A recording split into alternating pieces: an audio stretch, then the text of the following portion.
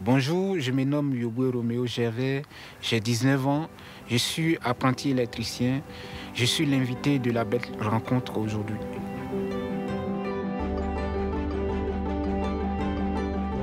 Bienvenue dans les Côtes d'Armor. Depuis 3 ans, la terre d'adoption d'un jeune Ivoirien, Roméo. Comme beaucoup de jeunes migrants, adolescent, il a quitté seul son pays natal. Il a traversé le Burkina Faso, le Niger, la Libye. Un long parcours semé d'embûches qui aura duré près de 6 mois et qui s'est terminé en Bretagne, dans un centre de formation pour apprentis. Et surtout ici, dans cette entreprise de travaux de rénovation installée près de Guingamp. Roméo y apprend le métier d'électricien.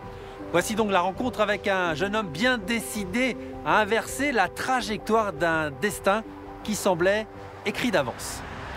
Léo, je te laisserai voir avec Kevin et Mathieu ce qu'il en est. Chaque matin, c'est le même rituel. Petit briefing avant le départ sur les chantiers. Au milieu de l'équipe, un jeune apprenti un peu timide, mais qui a su visiblement gagner sa place. Roméo, c'est un peu la mascotte de l'entreprise. Ouais, tout à fait. Ouais, et puis quand tu vois par où il est passé, son parcours, c'est étonnant. C'est un bon gars, en tout cas. On peut compter sur lui. Elle est comment l'ambiance ici? L'ambiance T'as le droit de tout dire. super, tout le monde est content de moi et ça bosse dur ici aussi. Un contrat de confiance a été signé avec ses employeurs, mais il a été vite remplacé en quelques mois par un véritable lien d'affection. Pour ma part, je l'accompagne beaucoup sur ses démarches administratives.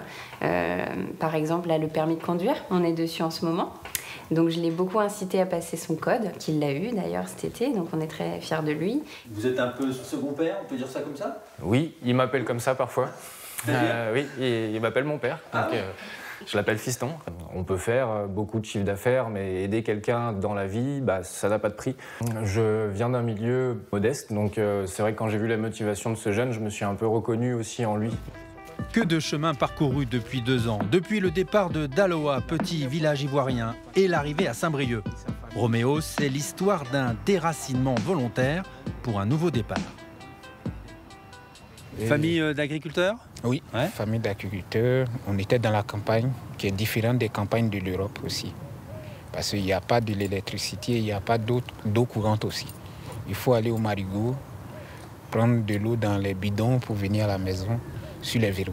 Je ne voulais pas rester aussi au champ, regarder mes parents souffrir et aussi, toi aussi, tu seras dans la même souffrance. Donc, il fallait que je choisisse de faire quelque chose. Tu as eu souvent peur pendant ce périple?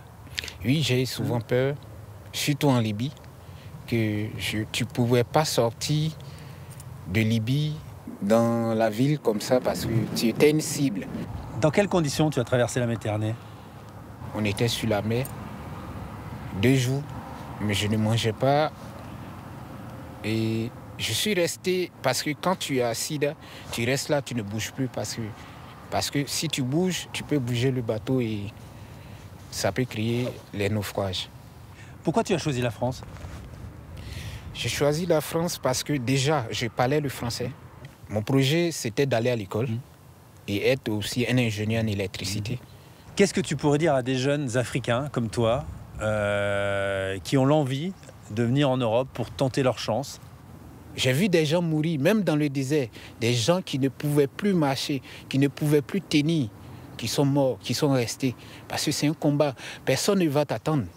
Ceux qui sont en Afrique, ils pensent que quand tu arrives en Europe, tu deviens automatiquement millionnaire ou tu as tout ce que tu veux. Non.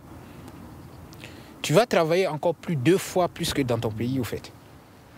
Aujourd'hui, en alternance dans un CFA et sur des chantiers, Roméo peaufine son brevet professionnel d'électricien. Les bulletins scolaires sont très bons et le chemin vers l'intégration semble tout tracé. Ses qualités?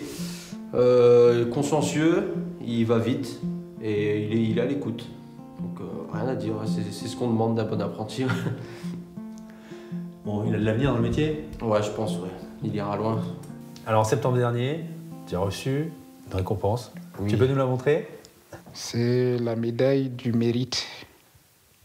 Je l'ai reçue le 4 septembre avec les membres de la société de la Légion d'honneur qui m'ont donné le prix du mérite des apprentis.